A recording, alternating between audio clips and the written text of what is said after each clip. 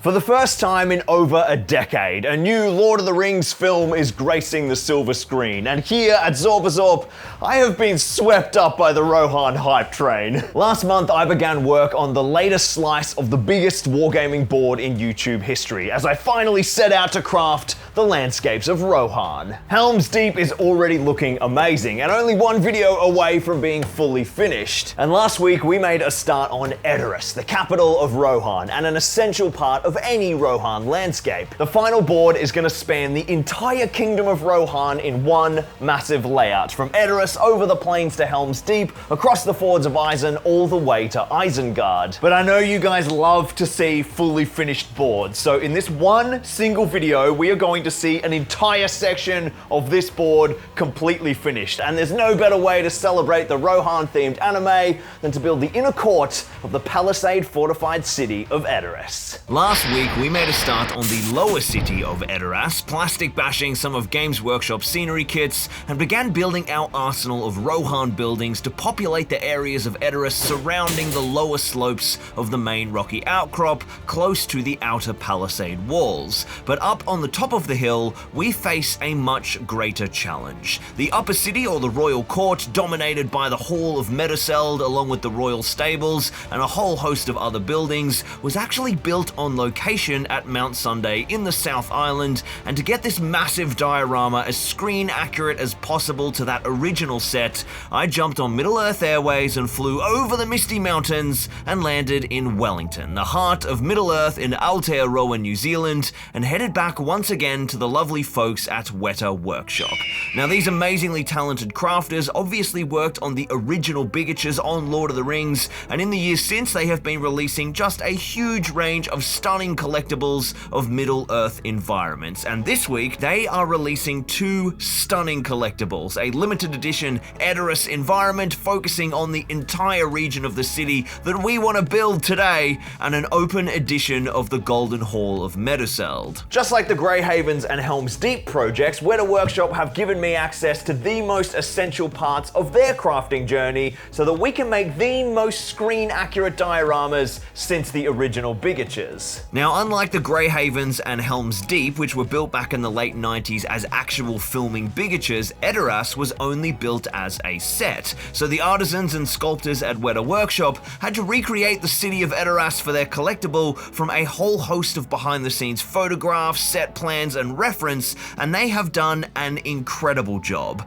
Part of their crafting journey is to sculpt the model digitally, painstakingly creating every detail they can before 3D printing those pieces, and then layering in a bunch more detail and textures with a physical modeling pass. The only 3D elements we'll be printing for our Edoras are the buildings themselves, which are nowhere near as insanely massive as the Fortress of Helm's Deep. So the rest of the board is going to be made with traditional crafting methods: foam carving, rock molds, a cheeky resin pour, and a hell of a lot of scenics. This is going to be a crazy hybrid crafting journey. So once I'd worked out my scaling factor of 5.75 times, the same as Helm's Deep actually, I got stuck in chopping up and printing. So this is almost every building for Edoras fully printed, and our first job is to dive on into getting these all cleaned up and ready for assembly. I sorted through our hoard of plastic and decided to kick things off with a glorious Rohan building, the Royal Stables. This beautiful set piece got a bunch of screen time, although at the moment it looks a little different because it is covered in supports. Because of the overhanging eaves of roof shingle, there is a lot of plastic struts to remove, which was actually so much fun. It's like unwrapping a little Wētā Workshop early Christmas present. Support's gone and trimmed down, and then in comes an open flame to melt away any fine stringing filament on our first piece, and there we can see the difference in a little before and after.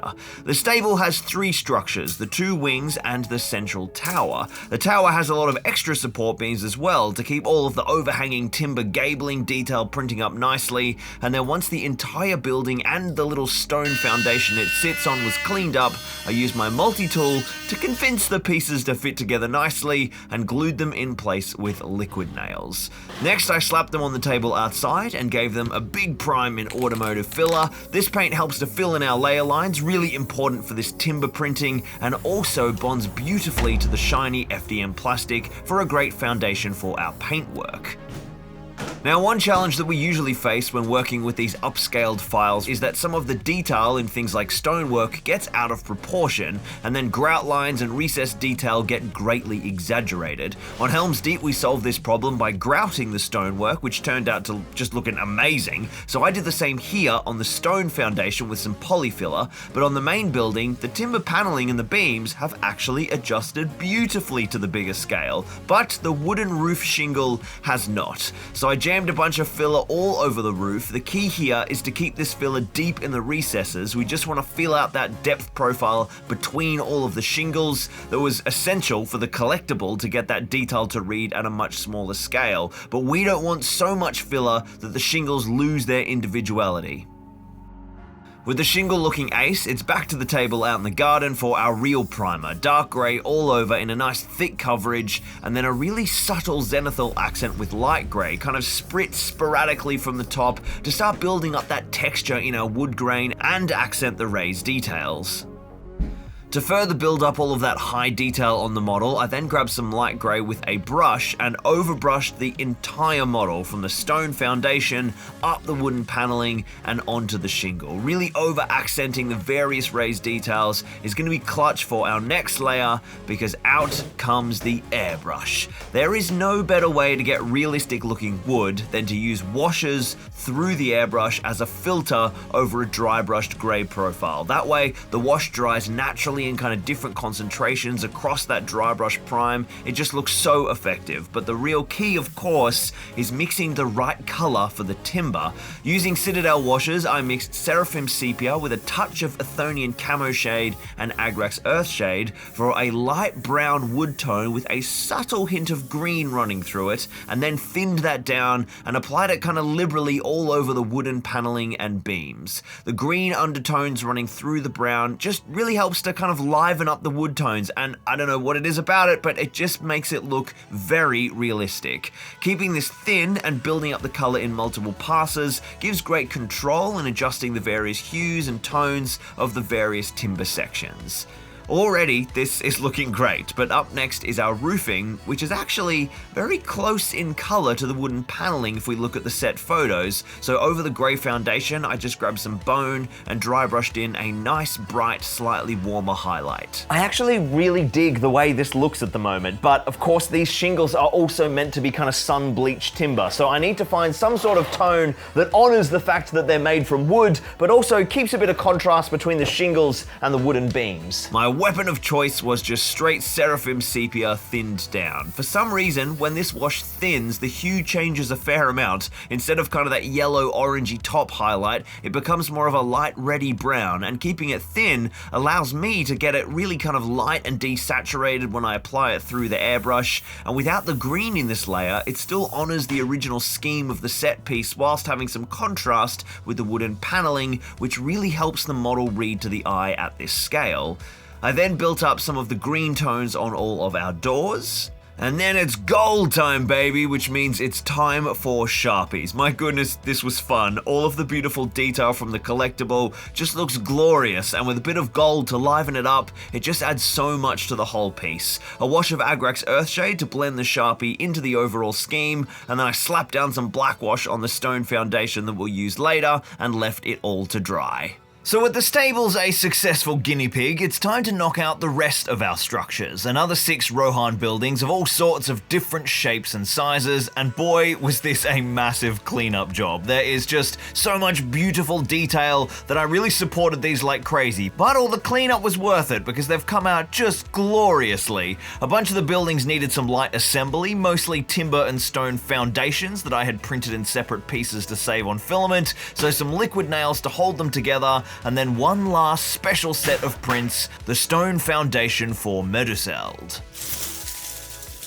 I slapped them all down outside and gave them a massive prime in our automotive primer, and then decided to start with the structure at the very top of the hill, our stone foundation for the Golden Hall. This is a massive plinth with an ornate flagstone pattern on the top, and then a solid cobblestone base. The flagstones we printed off in this thin sheet, but the cobblestone foundation was sculpted by hand onto the prints during the physical detailing pass on the collectible, so I have to do the same. I cut down down a massive sheet of 70mm XPS and set to work carving in a highly detailed cobblestone pattern by hand, which was an absolute mission, but just well worth the very sore hand and all of the effort. Some additional texture was added with some good old foilie, and then the flagstone plates were glued down onto the plinth.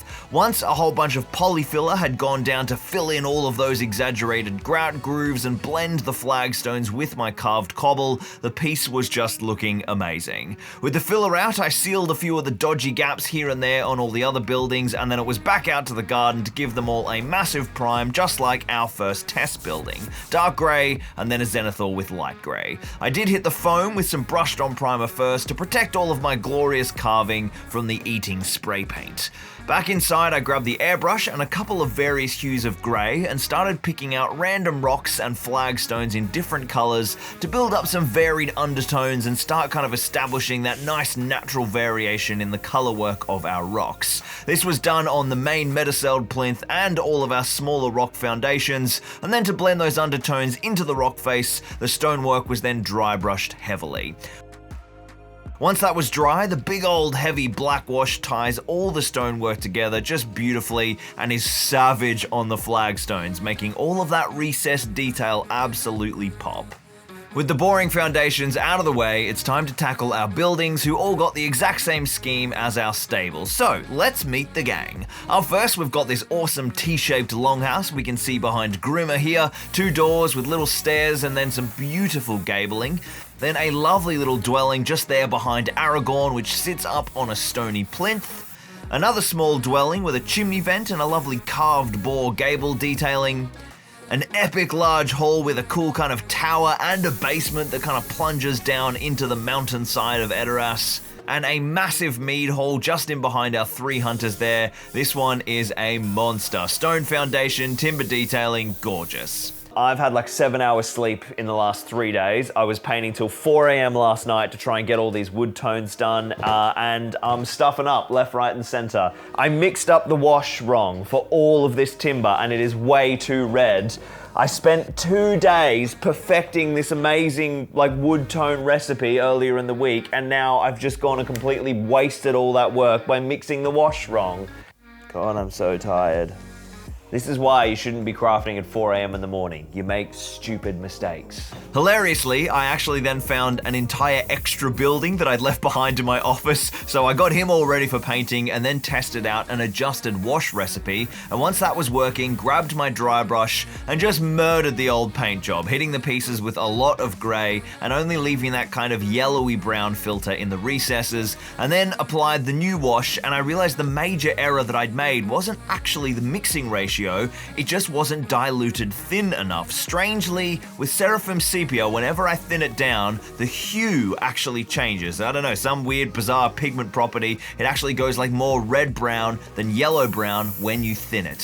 So, after the War of the Wood was fought, then it was time to just slap down a whole bunch of our green filter on all of the doors, and then pick out a bucket load of gold detailing. A lot of these buildings have really cute little ornate details that the Wētā Workshop team have sculpted up, and they just sing under a bit of Sharpie. Some black wash on all of the stone foundations, and then once that was all dry, the real work can finally begin. I mean, basically, we've just been assembling and painting prints. Let's get to some real hobbying and map out the layout of this crazy sloping city. Somehow we need to capture not just the right position of each building like relative to one another in the XY dimension, but also the slope of the hill and the right elevation of each detail of this layout. This is going to be a challenge. Why do I do this to myself? So this might just look like a bunch of printed buildings stacked up on foam blocks. No, this is 3.5 hours of tweaking and sliding and maneuvering and checking reference to get, I think, the right layout, at least the layout it's going to be on this board. Now I need to somehow turn this kind of ramshackle set of wibbly wobbly towers into a solid landform. The easiest starting point was the Metacelled foundation. A big support structure from a foam box was the way, and then I just began working across the rest of the buildings, replacing the dodgy foam towers that are going to tip over at any moment with properly glued and pinned structural foam supports. The real challenge, of course, is all of the space between our buildings. How do we create a sloping hillside that looks realistic, looks screen accurate, and is actually decent for playing Warhammer? I started in the back corner, boxing in the empty space beside Metacelled, which will eventually have a bell tower for mustering the Rohirrim. Muster the Rohirrim! And then I knocked up the rest of the stairwell that ramps up to Edoras out of some hand-carved foam. As I worked on the center of the board, I realized that one of our buildings was actually at the wrong elevation, so I ripped it up and then shored up the midboard with a big foam panel and re-glued the longhouse in place. Then I worked my way down the hill until the entire hillside was covered in sloping foam panels. 3 days that took me just to make a hill out of foam. And it doesn't even look that good yet, but that is all about to change. It's cliff time, baby. Edoras is famed for its cliffs. It always blows me away when I hike the filming location that they managed to build a set on Mount Sunday at all. It's so damn rocky, and plaster rock molds are once again our weapon of choice to bring this rocky escarpment to life. I started with the western cliff face, gluing a whole heap of casts in place and supporting them with skewers into the foam to hold them while the liquid nail sets. This cliff face needs to begin right down near the inner court palisade walls, which also needs to be built, and then wind all the way up to the back of Metacelled. On the eastern side, I also wanted some outcrops starting low behind the big mead hall and edging up to the longhouse we raised earlier. With these casts pinned in place, it was time for a whole heap of blending with modeling compound. This plaster cellulose fiber blend is the ultimate weapon for making our individual casts into one cohesive rock face. But here on Edoras, it is even more important than usual because it is going to be a vital tool for turning all of our flat foam paneling into the contoured hilly landscape. One trick with modeling compound is to pack in any large gaps between foam layers with little torn up chunks of XPS. This packing means that you need less compound, which saves materials and weight on the board. Once the western cliff was done, I then continued the compound over the cliff and into the hills right up into the backs of our first buildings, blending them into the landscape. Then over on the eastern cliff, there was a lot of blending to do and a lot of tricky landforming, which was looking very dodgy, but compound just solves everything. I then jumped around the front and began to smooth out the lower slopes, adding in a few little extra rocky outcrops to keep building interest in the landscape. Then the final stage was the central region of the board. This is the trickiest area to get right. We want those slopes to be screen accurate, so I need all the little paths and details exactly where they are on the Wētā Workshop collectible, but I also want to contour the surrounding slopes so the models won't fall over. This central region is going to see a lot of gameplay. 2 new Mega Zorptrons get their statues this week here at the Zorpazorp Patreon honor wall. We've got McGregor, who's opted for a Rohan Royal Guard, very appropriate in a gold finish, and Maddie Mulgrew, who chose Sharky in a bronze statue finish. Every single one of my amazing Patreons goes up on a big sexy banner on this honor wall, and my Mega Zorptrons, for their extra special support, get a statue dedicated in their honor. If you want to see a statue up on the wall in your honor, pick a model out from my bits box, pick the finished stone, marble, bronze, gold. Go and check out the Patreon down in the description. It's an awesome way to support the channel. Seriously, without the Patrons, none of this will be possible. A huge thank you to all of my Patrons, and stay tuned. Some massive updates for all the banners on the honor wall coming very soon. Look at that hill now, a far cry from the layers of blocky foam, and it's going to look even better when it's layered with gravel and grass tufts and all sorts of scenic goodness. While that all dries, the eagle-eyed of you will have noticed that many of the printed buildings don't actually have their thatched roofing. This is because the thatch was added to the Wētā Workshop collectible during the physical detailing stage. stage, it wasn't digitally sculpted, so I'm gonna need to do the thatching myself. Now, I've done a lot of thatching for wargaming scenery using the old school teddy bear fur technique, and while that looks good on scratch-built balsa wood wargaming terrain, the issue with having such insanely detailed prints like these beautiful Wētā Workshop buildings is the roof needs to be like equally detailed, and the fur method just isn't gonna cut it. So instead, I knocked up some thatch tiles in Blender and then printed a whole bunch of them and set to work thatching the houses. Each roof needed a bunch of thatch tiles cut to size with the razor saw, and then with the main paneling blocked out, I used knead-tight 2-part epoxy putty to sculpt some thatch to blend the panels into a single cohesive layer of roofing. This was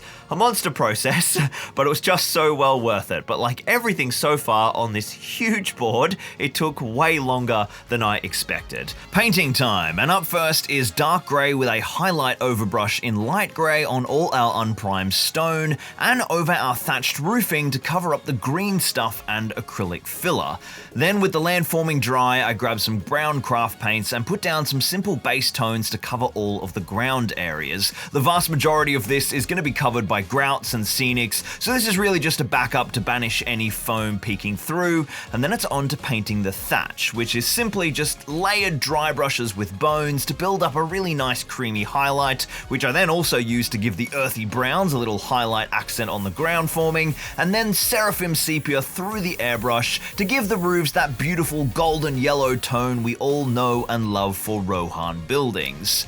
I hit all of the rocks with a series of leopard-spotted washes, just like the many cliffs you guys have seen me paint up over the last few weeks. I adore painting rock molds, they look so damn realistic, especially after a week or two once the paint has kind of fully dried. Don't be alarmed by the heavy black splotches, that will lighten beautifully as the moisture evaporates from this lightweight plaster. This board is just an absolute monster. Up next, we have a bunch of scenics to go down. Static grass tufts and flocking, resin water effects for our little fountain, gravel and grouts for all our roadways. We need to build the inner court palisade wall and the watchtowers, and of course we need the bell tower and the golden hall of Meduseld. But there is just no way that I can get this whole thing done in a single video. I massively overestimated just how insanely detailed the beautiful Wētā Workshop diorama is and how complex the landforming was. Not to mention, the Golden Hall of Meduseld is incredible, and I think it deserves a video all to itself, so stay tuned for part 2 of the inner court of Edoras in just a few weeks. If you'd like a slice of Rohan for yourself, the limited edition Edoras and open edition Meduseld environments are available now over at Wētā Workshop. I've got the link down in the description. They have an amazing range of Middle-earth and Warhammer collectibles, which they're just absolute works of art, and they're going to look amazing in your hobby room. A massive thank you to the incredible team at Wētā Workshop for making this project possible. Building these incredibly screen-accurate dioramas together with Wētā Workshop is an absolute honor. Every single week from now until Christmas, I have brand new Middle-earth videos dropping right here on Zorpazorp. The next 2 months are going to be bigger than the Osgiliath explosion of 2022. So come on this journey with me. Like, subscribe, throw me a comment, join the Patreon if you can, and let's build Middle-earth together.